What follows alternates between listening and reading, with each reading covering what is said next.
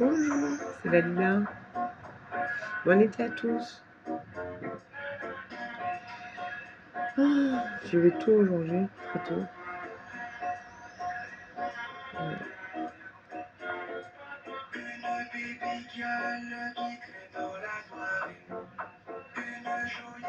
J'ai plus 40 après dans l'horoscope. L'horoscope, ça serait Marie dort depuis hier. Je me suis levée, il était 2 h du matin. Elle n'avait pas dormi. Mais hier, je me suis couchée très très tôt. Et non, je suis pas en manque de sommeil, mais moi, je préfère me lever vers au moins 5 h du matin. Quoi. Après, je suis trop fatiguée, j'arrive à rien faire. Donc, je suis fatiguée, je me dépasse. Une petite voix, une voix à la fin de mes phrases. Les médicaments. Et des fois, on ne me comprend pas, j'ai du mal à articuler avec les médicaments. On ne me comprend pas quand je parle des fois. Même moi, je fais une vidéo, je regarde et j'écoute, je comprends rien à ce que je dis. Et il faut que j'articule mieux. À part ça, ça va. Il fait chaud aujourd'hui, franchement. Pour un premier jour d'été, il fait chaud. L'été, il promet. Il manque que j'achète mon ventilateur.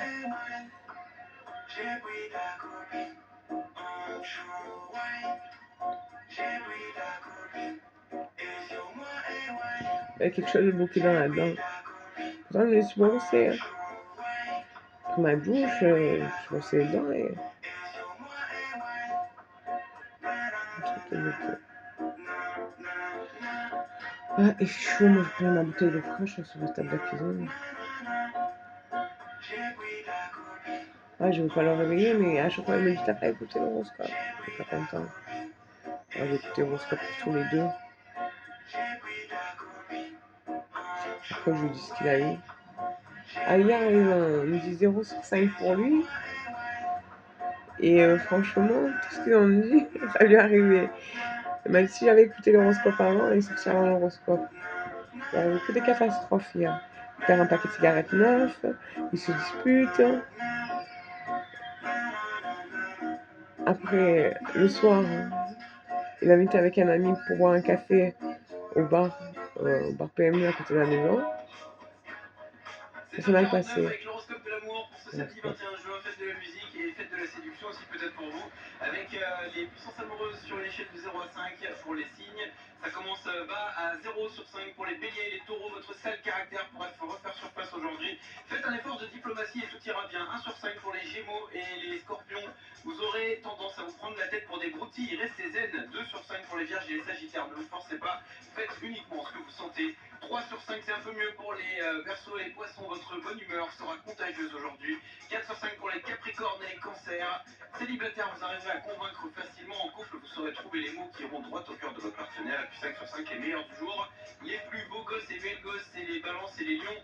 Vous brillez aujourd'hui. Votre charme fera mouche à tous les coups. C'est parti pour la compile du morning. Et puis, Voilà tout ça, l'horoscope. Fred Damso, impardonnable sur Skyrock. La compile du morning de Nicole sur Skyrock. Les Brésiliens, à la une de l'actu, les Brésiliennes aussi à la une de l'actu.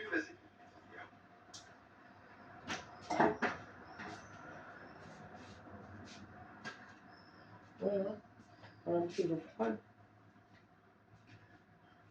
Eh, moi aussi, hier j'avais un paquet de cigarettes, à peine entamé, j'ai pu retrouver.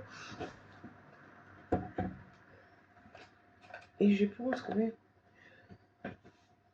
Je dormais, je sais pas où je l'ai mis. Je me suis au bord du canapé, c'est plus confortable. Ouais, le canapé il est abîmé. On va tout changer, mais je voulais appeler ça. Tu sais si j'ai pas pu, je passe pas le numéro de téléphone pour lui parler un peu parce que je n'aurais pas parlé, j'aurais laissé un message parce que il peut pas faire ce qu'il veut.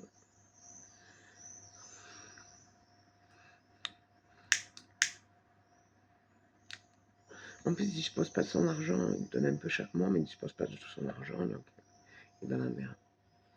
Il a de l'argent, mais il ne peut pas les toucher. Ça sert à rien. C'est comme s'il avait rien. Il ne peut pas les toucher. Il peut pas les toucher. Hein.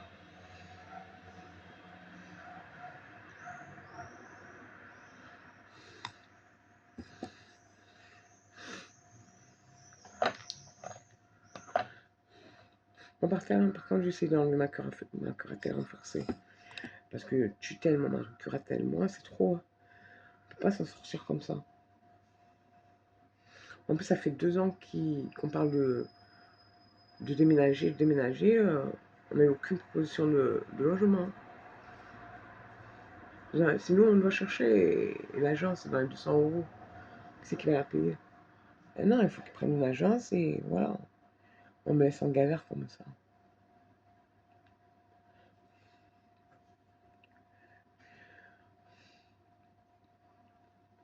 Ouais, je vais rappeler, je vais dire c'est à vous de trouver l'appartement, mais elle m'engueule. Elle me dit non, je suis pas agence immobilière. Passer en jugement pour avoir l'autorisation du juge pour déménager. Ils ont dit oui. Tous les deux, on peut déménager ensemble et on quitte l'appartement dès que le nouveau bail est signé.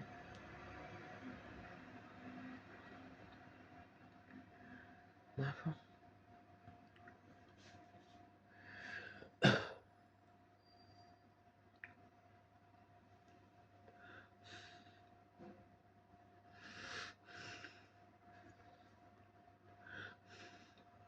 Il n'y a plus de porte. Du coup, il y a la porte, un peu la porte de la chambre, mais la porte entre le couloir et le salon, elle n'y est plus. C'est cassé.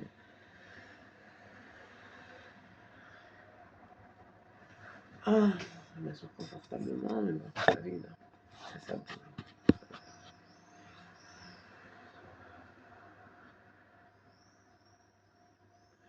Bon, l'eau fraîche.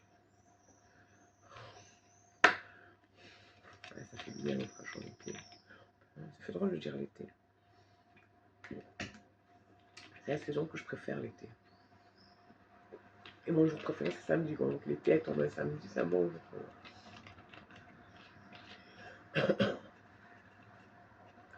Ouais, je sais pas pourquoi c'est mon jour préféré le samedi. Pourtant, je suis mère au foyer. Sans les enfants, on va dire femme au foyer. Le samedi et les vacances d'été. Les vacances, la saison d'été.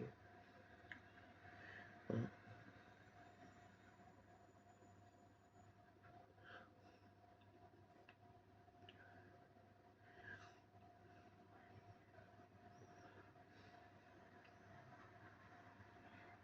Oh, mon paquet de cigarettes Marlboro, je sais pas où je l'ai posé. Je l'ai pas trouvé ce matin.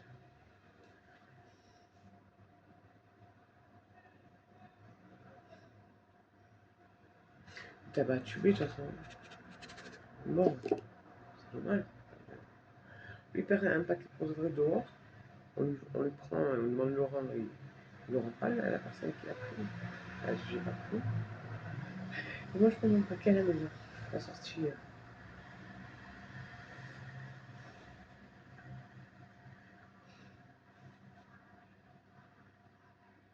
À moins que ce soit lui qui l'ait fumé. Hein. Mon mari. Peut-être. Hein. Donc je dormais, je sais pas.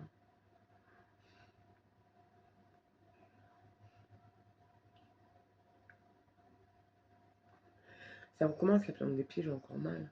Pour ça, j'ai fait ma pédicure.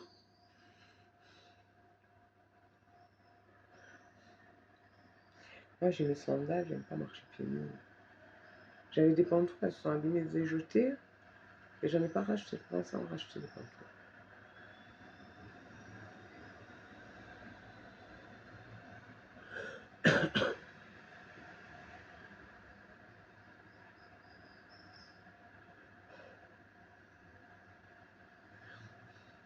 Oh, bah.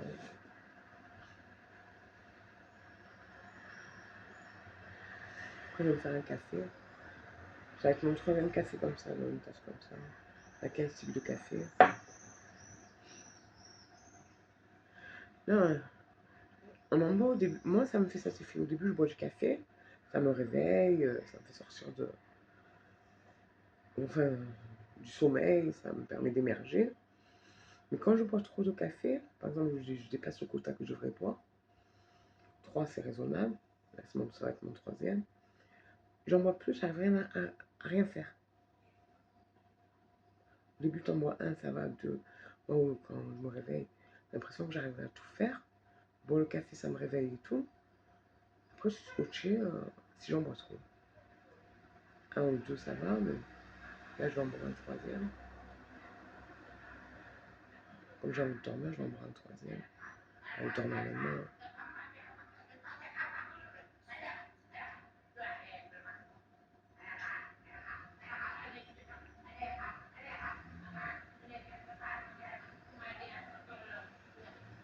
Peut-être m'écrire sur la radio, la télévision, le téléphone.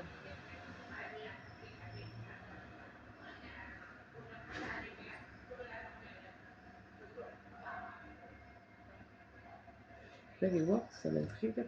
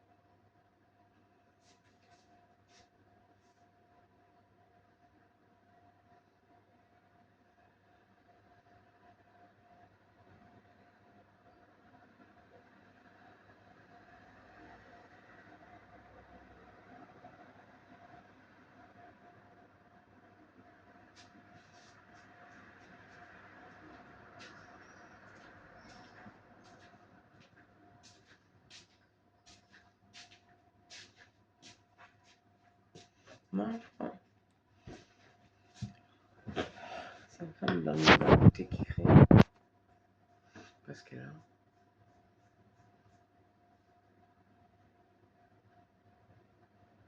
Ouais, je vous dis, je bois trop de café, j'arrive plus à rien faire après. Et en plus, j'ai entendu une histoire sur le net. Il y avait un patron, il voulait tellement être au top, il n'arrêtait pas de boire du café, il s'évanouit à cause du café, il tombait dans le temps. Il en a trop bu. Voilà. Et du coup, l'employé qui a raconté ça de son patron, il a arrêté le café. Ah, il n'en boit plus une goutte, il a dit. Peut-être qu'il a repris depuis, je sais pas, il a dit ça.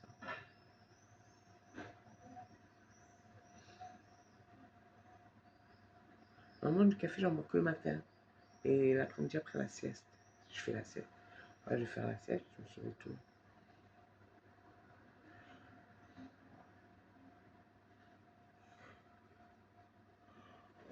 Je lui pris un cachet pour m'aider à manger, non. Et c'est pas passé. Je suis allée à la toilette, ça me démange. On a respiré. Ah ouais, au printemps, on n'a pas respiré. Et voilà. Ça mange pour une veine, ça me fait des démangeaisons, ça m'a dit que ça faisait aussi. La toux, le rhume. Là, on m'a dit de retourner, donc on retourner, là, presque ma cortisone. Donc on prend 10 kilos, là, j'ai pris une dizaine de kilos à cause de la cortisone. Là, j'ai arrêté, j'ai reperdu 2 kilos.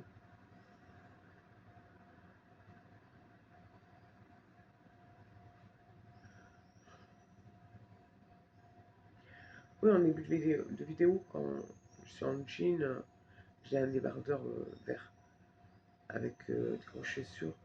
On me voit dans le film, là j'étais comme ça et depuis j'ai pris du poids, j'ai pris 13 kilos depuis cette vidéo. Et là, cortisone sur cortisone, je soigne ma toux et voilà, j'ai pris du poids.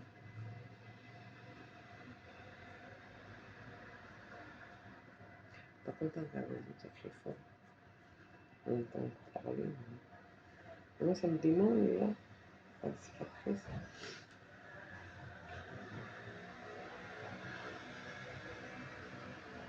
Voilà. Je vais me faire mon troisième café. Moi, je prends de le prendre mon sucre. Quand je prends une grappe, je mets à la tête. Et j'arrive pas à émerger. Pour ça, je me suis réveillée à 2 h du matin. C'est l'injection qui me fait ça, la chaleur. On arrive par beaucoup d'injections. Tout ce qui dit que c'est des effets secondaires, c'est ce que je vis. Et je me dis, depuis que j'ai les médicaments et les psychiatres, à l'intérieur, mon âme, elle est torturée. Elle n'est pas claire. Elle n'est pas confortablement installée dans mon corps, mon âme. Et je savais pas que c'était l'injection qui faisait ça. Je ne comprenais pas ce qui m'arrivait. Une fois, j'étais au summum des effets secondaires. Je suis rentrée, ils m'ont fait une piqûre de correcteur. Je suis rentrée je suis rentrée une semaine pour voir les médicaments et tout. Et ils m'ont fait une injection de correcteur. Et ils m'ont beaucoup baissé le traitement. Il n'y avait plus que 2 petits cachets à prendre par jour. Je les prenais vers 10 h. Mais l'injection, c'est plus lourd. Ah. Et ouais, l'année dernière, j'étais en psychiatrie. Je faisais là-bas. Rien à faire. Après, je participais aux activités pétanque, une salle de muscu, qu'est-ce qu'il y a, activité cuisine. Oh, mais ils font que des gâteaux. Après, on a fait un cake. L'année dernière, c'est dur pour moi de faire être à la maison. Et pétanque, cuisine, activité plage. Mais c'est 4 € pour les activités. Tant que vous êtes hospitalisé, le temps que vous êtes hospitalisé, 4 € et vous faites les activités. Voilà ça. Dessin, activité, jeux de société. On est parti à activité muscu, à activité cuisine. Ah ouais, activité aussi atelier de beauté. Qu'est-ce qu'il y avait aussi? Voilà, en gros, ce qu'il y a. Pour se sociabiliser.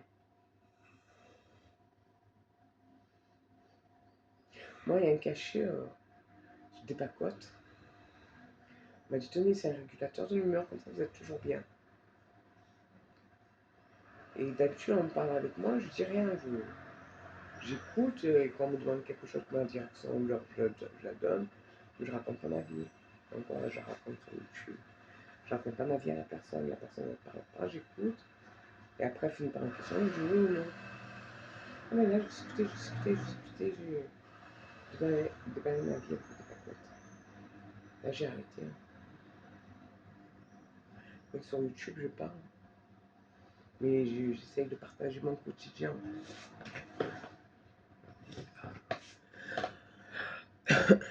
Moi, j'essaye de partager mon quotidien.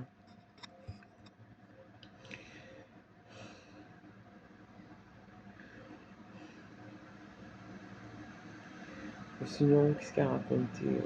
Ouais, ça fait 1 an que je suis sortie, j'espère que je ne peux rentrer. Parce que mon mari me dit, j'ai dit ça. Avant qu'il m'hospitalise, il m'a dit que c'était pas trop supportable, et je me rappelle plus. Je me rappelle plus avoir dit ça. Il me dit ça, moi qu'il ait mal compris parce que j'articule mal. Ma foi, je vois pas ce que je fais de bizarre. Quand ils sont venus, là, ils fini mon ménage. Quand les pompiers et la police sont venus me chercher l'année dernière, il y a la police et les pompiers qui sont venus. Il n'y avait pas d'interruption du traitement. Il n'y a pas d'interruption de traitement. Et j'avais fini mon ménage, j'étais en train de faire à manger pour midi. Ils sont venus, j'ai été surprise. Hein. Pourtant, j'avais rien dit, j'avais rien fait. Hein. Les infirmiers là-bas, ils m'appelaient Dalila la guerrière. Je sais pas pourquoi. Donc je faisais beaucoup de choses, je disais beaucoup, je faisais beaucoup de sport. Je sais pas pourquoi ils m'ont appelé comme ça. Ils m'ont appelé comme ça, Dalila la guerrière. Dalila la guerrière, le téléphone, Dalila la guerrière, ça pour vous, Dalila la guerrière. C'est l'heure de manger, Dalila la guerrière, c'est le médicament. Ils m'appellent pas par mon prénom et mon nom. On aurait dit guerrière, c'était mon nom. Heureusement que je ne dirais pas que je me serais pris pour une guerrière après, à force. C'est les infirmiers du HO m'appelaient comme ça. Parce que je suis arrivée au Cap 48, c'est les urgences de la psychiatrie. Je restais une demi-heure, normalement c'est 48 heures, on les gardé une demi-heure, elle m'a mis au HO. Je suis restée je sais plus combien de temps. Après, elle m'a dit si vous acceptez pas l'injection, vous sortez pas, vous restez à vie ici, comme ça. Voilà. Parce que j'avais pas de. L'année dernière, j'avais pas d'injection. À hospitalisation, j'avais des médicaments. Et c'est l'infirmière qui me donnait tous les soirs à venir. Et voilà, et donc j'étais obligée d'accepter. Elle m'a dit vous aurez que l'injection, 3 ampoules, et c'est tout. Je suis sortie avec une tonne de médicaments. Je les ai pris, je n'étais pas bien. Marie a dû arrêter parce que je n'étais pas bien. Une tonne de médicaments par voie orale, et une tonne plus l'injection de. On m'avait dit 3 ampoules, j'ai eu 4 ampoules. Ah ouais, j'étais assommée, j'ai souffert. Ouais, j'étais. Ah ouais, moi, on m'a pas fait de mal, c'est les médicaments qui m'ont fait du mal. J'ai souffert. Après, mon mari est allé voir mon psychiatre avec moi. Et il a discuté avec lui, il m'a enlevé tous les médicaments. J'ai que l'exomil que je lui ai demandé. C'est pas un antidépresseur, c'est un anxiolytique. C'est quand tu es débordé par les événements, normalement t'en prends un, t'es plus débordé par les événements, t'arrives à t'en sortir. Mais le problème c'est que ça fatigue. Voilà. L'exomil ça fatigue, mais normalement il devrait marquer si besoin parce que c'est moi qui l'ai demandé. Le correcteur l'exomil. Normalement j'aurais pu rien. Il m'a enlevé tous les cachets, il a dit comment ça s'est passé à la maison. Et non seulement marcher, tourner, je marchais, donc ça on habite au 3e étage, je suis tombée sur la table basse, failli la casser. Non, c'est rigolo, mais franchement, j'ai vécu le calvaire. Qu'est-ce que j'ai fait aussi? Je parlais dans mon sommeil. Qu'est-ce que j'ai fait aussi? Je me réveillais, je racontais ma vie alors que c'était un rêve. Ah ouais, j'étais insupportable avec les médicaments. Maintenant, ça va. Ouais, les pacotes, franchement, c'est fait pour rendre social. Mais c'était plus que sociable, hein, je trouve. On m'en parlait, je parlais avec eux. D'habitude, j'écoute, je parle pas. C'est pas dans mon tempérament de discuter avec les inconnus. Moi, je suis plutôt famille, pas trop amis. J'en ai des amis, enfin, c'est les amis de mon mari nous a présentés. On considère comme des amis, moi aussi, mais bon. Avec qui je reste, j'ai pas. Que mon mari. J'ai pas d'amis avec qui je reste, où je vais sortir, où on va aller à la plage, où on va aller au McDo, où on va au cinéma. J'ai pas d'amis comme ça. Dommage, hein. J'arrive pas à m'en faire. J'essaie de me faire des amis, mais ils font que n'importe quoi. Ils font tellement n'importe quoi que ça me saoule. On prend la tête et voilà. Après, je suis déçue par la journée, la soirée. Tellement je refais. Mes copines, elles refait des conneries. J'ai pas toutes les femmes qui sont comme ça. Mes copines que j'avais, elles sont bien. J'ai cherché à les revoir. Je les crois, même pas me disent bonjour, rien. Ou quelque part. À moins qu'ils me reconnaissent pas. Parce que j'ai vieilli. Et j'ai eu 2 enfants. C'était dégoûtant. À l'école, c'était dégoûtant. Après, quand j'ai fini mes études, je restais avec mes copines, j'étais célibataire. Et pendant un an, j'ai fréquenté personne. Je me divorcé, fréquenté personne. Je restais un an comme ça. Et après, elle m'a fait la misère. Je gardais son fils. Hein, il y en a une, je gardais son fils. Elle faisait n'importe quoi. Ouais, elle sortait, enfin, vu que je dormais chez elle et tout, ça durait un an. Moi, j'avais personne, mais elle en avait. Ouais. Elle en avait un pour chaque jour de la semaine, ne t'exagère pas. Et voilà, on a pris de la cocaïne. Elle fumait de la cannabis, elle buvait de l'alcool, elle se prostituait. Elle était plein d'hommes en même temps. Donc, dans tous les sens du terme en même temps. Voilà. Et moi, je peux pas rester avec ça, moi. C'est pas ça, c'est une femme. Pourquoi je devienne comme ça alors que je veux pas devenir comme ça me plaît pas. En faisant fréquenter, je trouve ça naturel de devenir comme elle. Et moi, ça m'intéresse pas. La cocaïne, l'héroïne, la prostitution, ça m'intéresse pas. En plus, elle a un fils qui vit avec elle.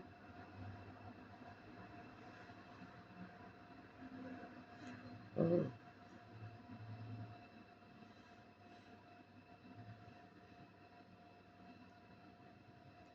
La vieille, je l'ai vue un peu. Mais bon, ça se voit qu'elle fait encore 4 ans. Elle fait encore. Et même plus son numéro de téléphone non plus. Plus son numéro de téléphone. Mm. Elle est malade, elle est bipolaire. Pas rencontré en psychiatrie, j'ai rencontré en. Par exemple, il y en a une, j'ai rencontré en cure d'amincissement. Elle est bipolaire, elle prend pas ses cachets, cachets sont en décoration sur la table de la cuisine. Elle a plusieurs cachets à prendre, elle les prend jamais. Et elle m'a dit, mon médecin il est au courant. Elle n'a jamais fait de psychiatrie, mais je suis pas un psychiatre. Elle m'a dit, mon médecin il est au courant que je prends pas mes médicaments. Ah, une fois, elle m'appelle, elle me dit, Dalila, viens me chercher. Je dis, pourquoi? Et puis, j'étais occupée. Viens me chercher. Je dis, maman, en temps normal, j'aurais pas pu. Viens me chercher, j'ai pas de cigarette et j'arrive pas à sortir. Du coup, je suis allée chez elle, je lui ai emmené un paquet de cigarettes. Et, et après, elle a réussi à sortir. Du coup, on est allé se promener en bord de mer. Dans un parc, en bord de mer. Dans un parc. Et après, elle est rentrée, je suis rentrée chez mes parents. J'étais en instant de divorce. Et en instant, ouais, j'étais passé en jugement pour le divorce, mais lui, il voulait pas divorcer. Alors que quand je l'ai revu, il m'a jeté. Il m'a dit retourne chez toi. Et, et du coup, j'ai divorcé. Je n'étais pas divorcé là, il m'a dit retourne chez toi.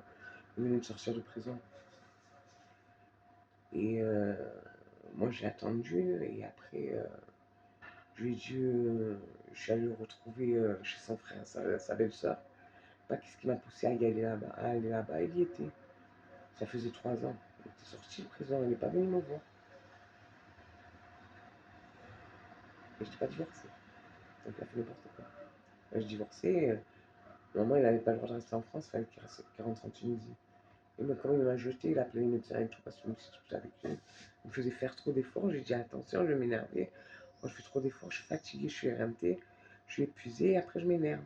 Il n'écoutait pas, il n'écoutait pas. Et viens, on fait ci, viens, on fait ça, on va faire un papier, on va à droite, on va à gauche.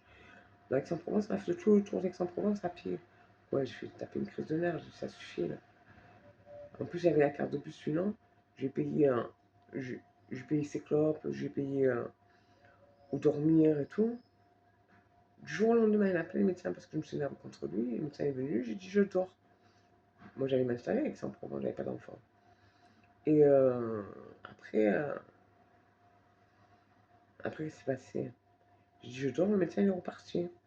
J'avais une injection et elle était dans mon sens, c'est pas la peine de me faire venir un médecin parce que je me dispute avec toi.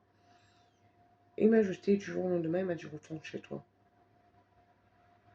Je retourne chez moi, il m'a dit oui. Je suis retourné chez moi, plus de nouvelles de lui. J'ai divorcé. Tant pis, un peu. Pas venu me voir. J'ai divorcé. Et le temps que j'ai divorcé, ça m'a pris 5 ans tellement il ne voulait pas divorcer alors que c'est lui qui m'a jeté. Il m'a vraiment jeté. J'étais avec son provence, il m'a fait retourner à Toulon, dans mon appart. Et dans son appart en plus, c'était à son nom.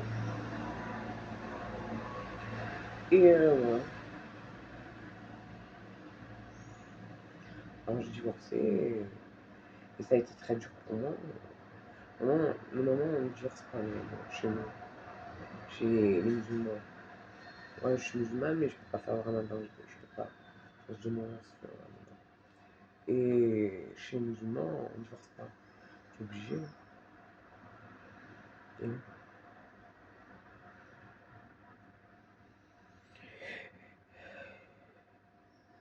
et quand j'étais en instance de divorce, j'étais chez ma copine. Elle me dit toujours, elle venait me chercher en bas de chez mes parents, je vais chez mes parents en attendant le divorce. Je retourne chez mes parents, après avoir rendu l'appartement. Et oui, je revenais du temps pour rendre l'appartement. Je suis resté longtemps. Et après, moi j'ai retourné tout. Et divorcé. Et ça m'a pris 5 ans parce que monsieur ne voulait pas divorcer alors qu'il m'a jeté. Je suis resté en pour une petite dispute, il m'a emmené au bus, il m'a fait rentrer à tout.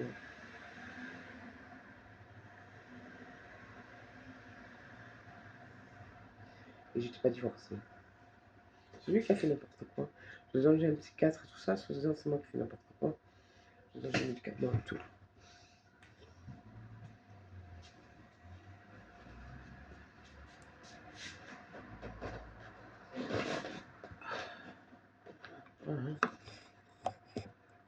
Putain, pour un patron de snack de kebab, d'un gérant de snack de kebab, t'étais pas très fut-fut. Ouais, mais ton mari était gérant de snack de kebab. On avait marre de manger kebab. Ah, il mangeait kebab, il faisait kebab. Moi, j'ai été des fois le matin, je faisais le café, la vaisselle, tout ça. Eh ben, c'est pas pour autant qu'il venait à la maison faire la cuisine et tout ça, hein, c'est moi qui faisais tout. C'est pareil, il faisait les kebabs, il coupait la viande, il faisait ci, il faisait ça. Je sais pas que c'était une mauvaise période, mais je sais pas pourquoi. Si lui m'a jeté, divorcé, il m'a jeté. En plus, normalement, il avait 2 ans de prison à faire et interdiction du territoire français. Et je me retrouve chez son frère et sa belle-sœur. Non, il y a quelque chose qui m'a dit, il est là-bas, je suis allée, ils m'ont donné le numéro de téléphone à ma mère de mon ex-mari. Je l'ai appelé, je lui ai dit je suis à Aix-en-Provence et tout, mais j'ai pas réussi à le joindre, je suis tombée sur la messagerie. Et il y a son frère qui m'a vu, donc du coup, il a dit venir, il a vu un café, il est venu, mon ex-mari. Il s'est assis, comme si de rien n'était, comme s'il n'avait pas fait de prison, comme ça. Pas très fut-fut, pas très fut-fut du tout. Je sais pas si j'ai des tubes, mais une femme, une cigarette. Ouais, c'est un peu mange là, moi.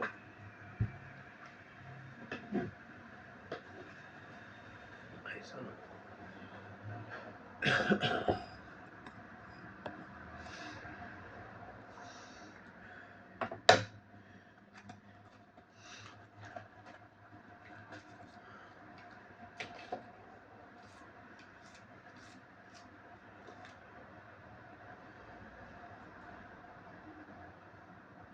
Et après, quand j'étais en train de divorcer, j'étais toute seule.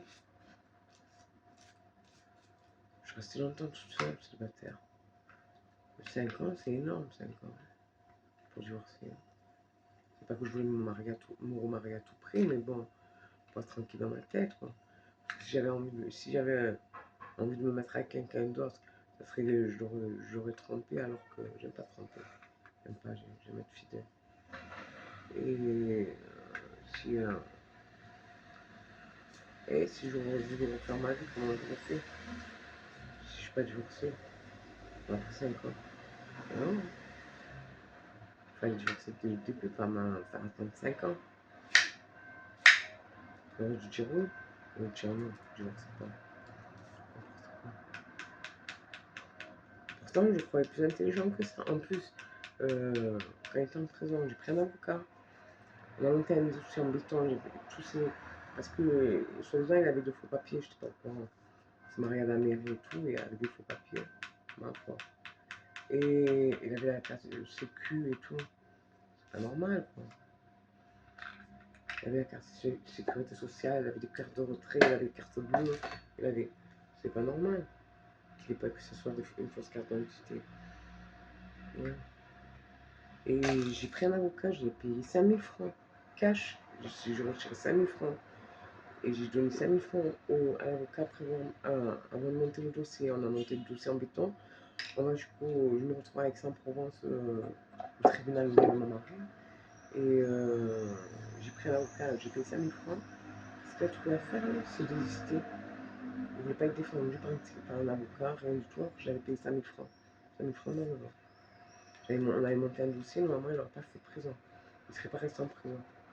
Eh ben, il n'a pas voulu être défendu. 5 000 francs dans le genre. Faut le sortir à 5 000 francs aussi. Un avocat et tout. Franchement, j'étais persuadée qu'ils n'avaient pas gardé. Ah ben, il n'a pas pris d'avocat. 2 ans de prison et interdiction du territoire français. Et moi, je l'ai retrouvé avec Aix-en-Provence, il m'a jeté. Et divorcé. Tout ce temps pour rien. Tout ce temps perdu pour rien. Parce que si on regarde bien, 52 pour divorcer, 5 ans pour divorcer, sans compter les 1 an de mariage, ça fait de. Donc moi, qu'est-ce que je voulais dire? En fait, là. Eh oui, 2 ans de prison, 5 ans pour divorcer, ça fait 7 ans. 7 ans à galérer. Alors moi, j'ai dit, moi, j'apprends que mon ami, mon petit copain, il me disait ça. Il est sans papier, je laisse tomber. Parce qu'on fait galérer pour rien. Et je savais pas qu'il y avait des faux papiers. C'est quand ils sont venus l'arrêter à la maison que je l'ai su. Que c'était pour des faux papiers. Et lui m'a pas dit non, il m'a dit non, c'est vrai, c'est une fausse carte d'identité. J'ai tout fait avec une fausse carte d'identité. Tiens, il m'en a fait baver, lui. Tiens. Et voilà. Ouais. La cigarette.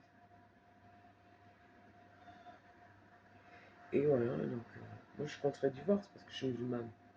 C'est interdit, c'est pas bien de divorcer. Qu'est-ce que j'aurais fait? Je pouvais rien faire. Là, il est en prison, il sort, il me jette. Parce qu'il a eu des rapports avec en prison, mais peut-être franchement avec qui. Parce qu'on me jetait comme ça, jour au lendemain. Pas pas dire des rapports, mais peut-être qu'il a une petite amie, hein, qui travaille une femme, parce qu'il était très beau, hein, très très beau. Et peut-être qu'il y a eu quelqu'un qui travaillait là-bas, une femme en prison, qui travaillait, peut-être. Hein. C'est possible. Qu'il me jette comme ça, c'est qu'il avait quelque chose à se reprocher. Je me suis dit.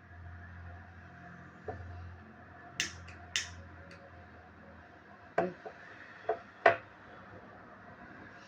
Il était tunisien, voilà. Parlait à sa mère au téléphone et tout, ça se passait bien. Il a fallu que je tombe sur un sans-papier sans que je le sache.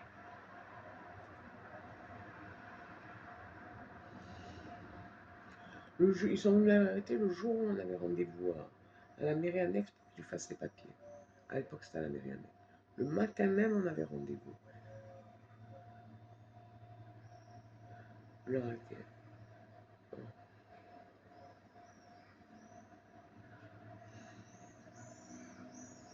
On a fait le mariage à la mairie et le mariage musulman tous les deux. Le mariage, on a fait le mariage à la mairie, mais on n'a pas fait de mariage musulman. Mais il m'a demandé plusieurs fois la main pour faire un mariage musulman. Il veut vraiment faire un mariage musulman avec moi. Je suis allée voir les imams pour organiser le mariage. Ils m'ont dit soit il faut, on te marie avec lui, on est d'accord, parce que des fois ils refusent. C'est pas pour me mettre en valeur, mais c'est vrai que des fois ils refusent de marier certaines personnes. Je sais pas pourquoi. Et il m'a dit à condition qu'il y ait ton père, ou ton oncle, ou ton frère comme témoin. Et j'ai pas réussi à avoir les témoins. Et mon petit frère, il a 14 ans et demi de moins que moi. Tu peux être mon témoin pour mariage musulman. Il m'a dit oui. Et plus de nouvelles. Et j'essaie d'organiser ça. En plus, les femmes sont interdites dans les mosquées. Et moi, je suis allée voir les imams. On est allé une fois avec mon mari. Après, je suis retournée toute seule. Parce que j'avais demandé à mon frère. Il m'avait dit oui. Et ils m'ont dit de repasser après. Et voilà. Il faut le frère, l'oncle ou le père. Comme témoin. Ils m'ont dit, sinon, on ne peut pas faire le mariage musulman. Et moi, j'ai pas de témoin. Hein. Mon frère m'a dit oui, mais j'ai pas eu de nouvelles.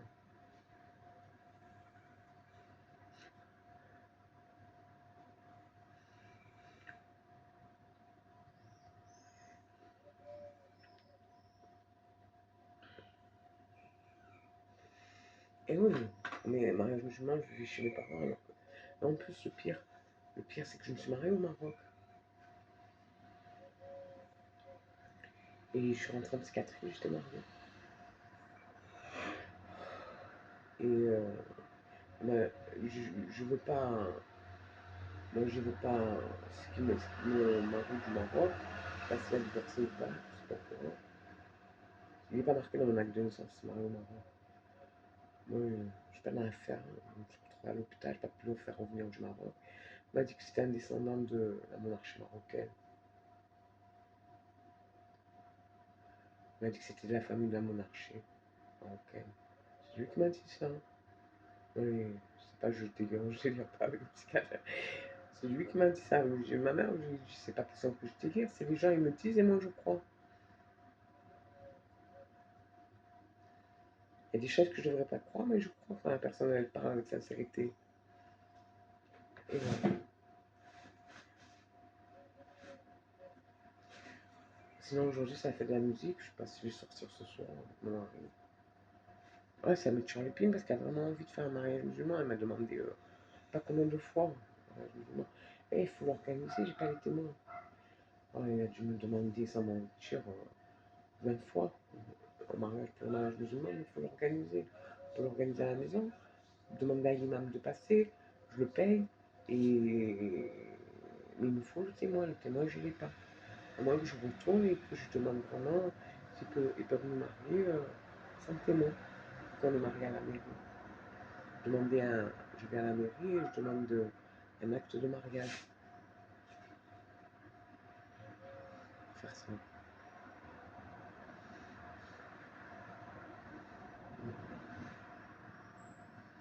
Ben, je sais pas. Marié à la mairie, je veux aussi le mariage religieux. J'insiste. Ouais.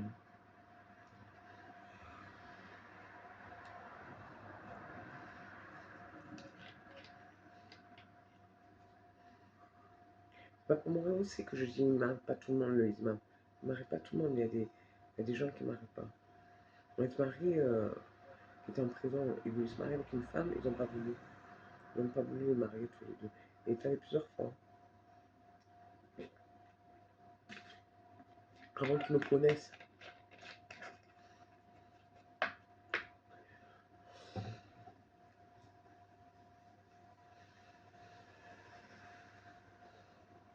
Ben voilà.